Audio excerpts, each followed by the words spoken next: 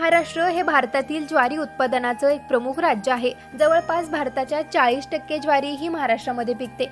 महाराष्ट्र खालोखाल कर्नाटक, राजस्थान, उत्तर प्रदेश आणि आंध्र प्रदेश येतं। कोरडवाहू शेतीचं प्रमाण जास्त आहे, त्यामुळे कमी पावसाच्या भागामध्ये ज्वारी मोठ्या प्रमाणावर पिकवली जाते।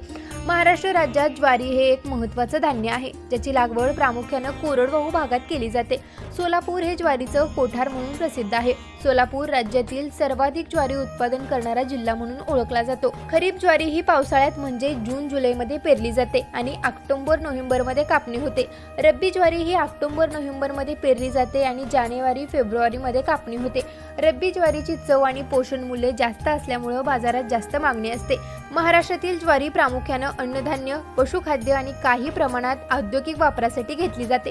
ज्वारीचा चारा जनावरे खूप आवडीने खातात। कमी पाण्यात तग धरण्याच्या क्षमतेमुळे ज्वारी हे महाराष्ट्रातील शेतकऱ्यांसाठी महत्त्वाचं पीक आहे। खरीप ज्वारीचे क्षेत्र घटले कारण गेल्या 8 ते 10 वर्षापासून खरीप हंगामात ज्वारी पिकासाठी पोषक वातावरण नसल्यामुळे मोठ्या प्रमाणात नुकसान होतं।